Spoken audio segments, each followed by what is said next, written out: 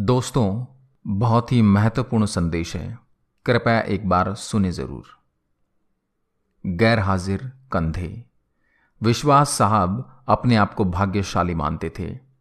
कारण यह था कि उनके दोनों पुत्र आईआईटी करने के बाद लगभग 1 करोड़ रुपए का वेतन अमेरिका में प्राप्त कर रहे थे।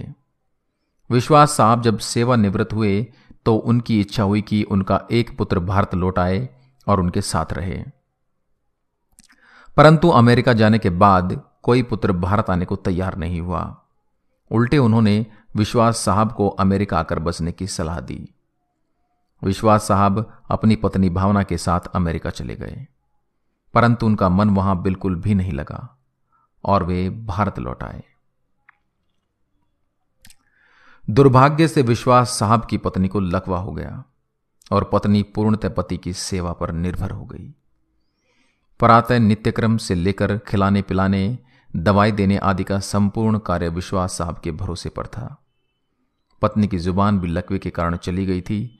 विश्वास साहब पूर्ण निष्ठा और स्नेह से पति धर्म का निर्वाह कर रहे थे। एक रात्रि विश्वास साहब ने दवाई वगैरह देकर भावना को सुलाया और स्वयं भी पास लगे हुए पलंग पर सोने चले गए।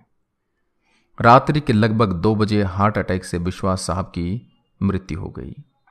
पत्नी प्रातः 6 बजे जब जागी तो इंतजार करने लगी कि पति आकर नित्यक्रम से निवृत्त होने में उसकी मदद करेंगे। इंतजार करते करते पत्नी को किसी अनिष्ट की आशंका हुई।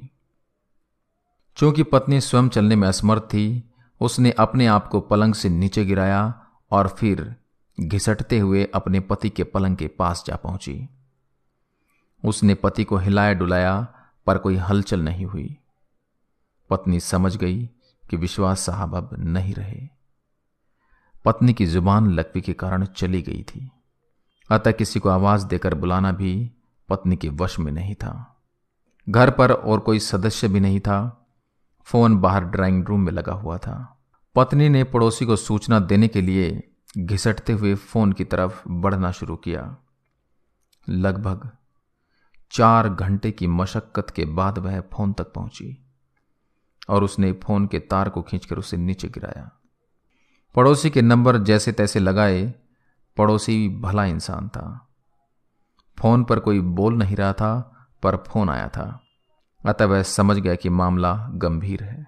उसने आस पड़ोस के लोगों को सूचना देकर इकट्ठा किया। दरवाजा तोड़कर सभी लोग घर में घुसे। उन्होंने देखा विश्वास साहब पलंग पर मृत पड़े थे तथा पत्नी भावना टेलीफोन के पास मृत पड़ी थी। पहले विश्वास और फिर भावना की मौत हुई। जनाजा दोनों का साथ साथ निकला।